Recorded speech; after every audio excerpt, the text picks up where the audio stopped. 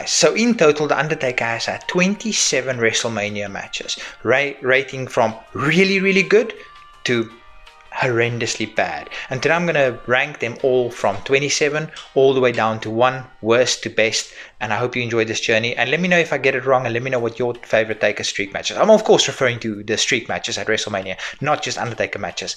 But I'm pretty sure you guys understood what I meant. Number 27 versus Giant Gonzalez at WrestleMania 9. The Clash of Titans turned into a disaster. Gonzalez's goofy bodysuit with the fake fur didn't intimidate anyone, and his lack of skills made the match an absolute snooze fest. WrestleMania 9 was a mess, and it was absolutely no way helped by this match. Number 26, Undertaker vs Big Boss Man, WrestleMania 15. This Hell in a Cell match was more like hell no in terms of excitement. It lacked story, it lacked action, and taste. I mean, they hanged the Big Boss Man live on TV, really? Even WWE pretended it never happened, leaving it out from the WWE version of this event. That's just goes to show what they thought of this event. Number 25, Undertaker vs King Kong Bundy, WrestleMania 11.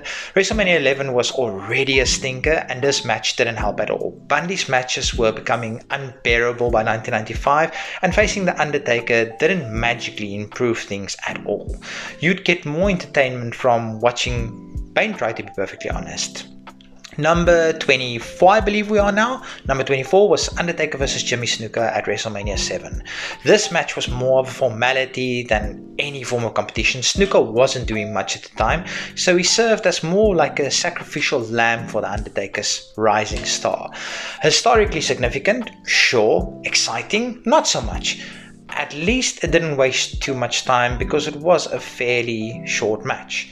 And then at number 3 was The Undertaker vs Big Show and A-Train at WrestleMania 19. It was originally supposed to be a tag team match with Nathan Jones, but he was left out of the match due to being greener than green, leaving Undertaker to face the two giants alone. It was slow, it was predictable, much like a Sunday morning stroll. Number 22.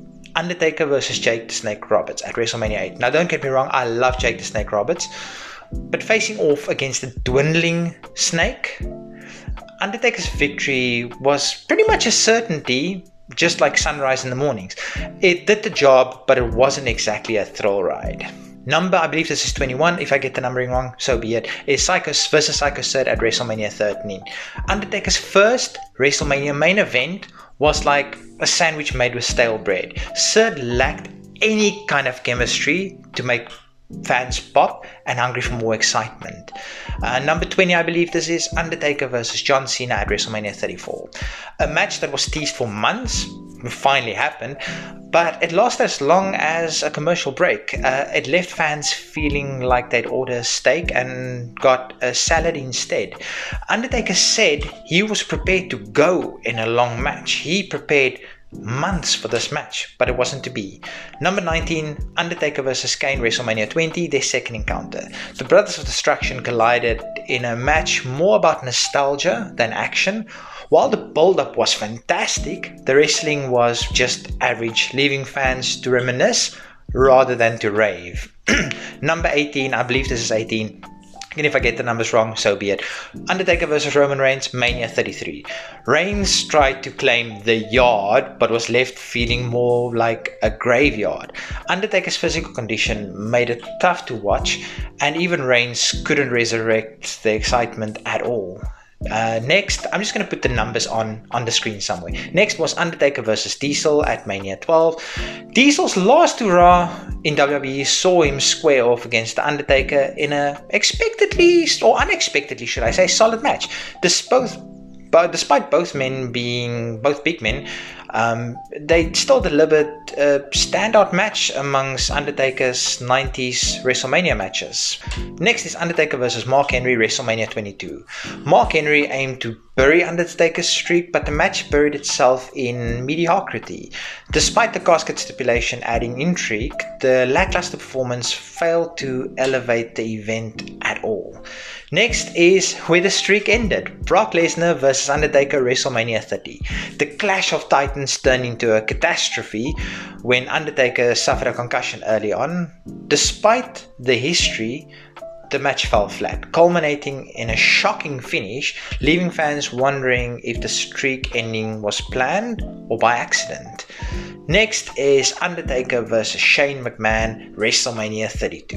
McMahon's return brought spectacle but not substance. The match was more about family drama than wrestling prowess, leaving fans questioning why these two are squaring off at all and what was in the lockbox. Next is Undertaker vs Bray Wyatt, WrestleMania 31, which should have been a passing of the torch.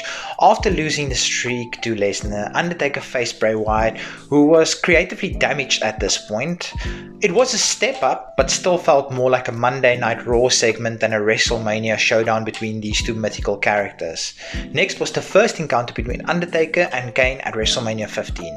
The Brothers of Destruction squared off, with Kane proving to be one of the most formidable foes the Undertaker's had up to this point.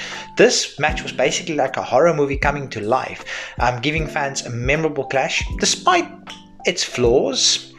Next is Undertaker vs Ric Flair, WrestleMania 18. Woo! Flair's return to WWE saw him face Undertaker in a street fight, surprising many fans with its quality. Both legends delivered, setting the stage for Undertaker's WrestleMania legacy to soar to even greater heights.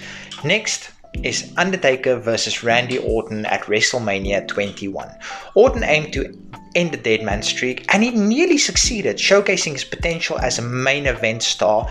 Despite the loss, it was a pivotal moment in Orton's career and a solid match overall.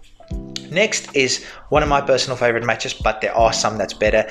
Undertaker vs AJ Styles, WrestleMania 36, Night 1, the Boneyard match. It was a cinematic masterpiece. This match took Undertaker's clash with Styles to new heights, quite literally. Despite the unconventional setting, it provided entertainment and a unique WrestleMania moment, and AJ Styles can always say that he was Undertaker's last WrestleMania match up to time of recording.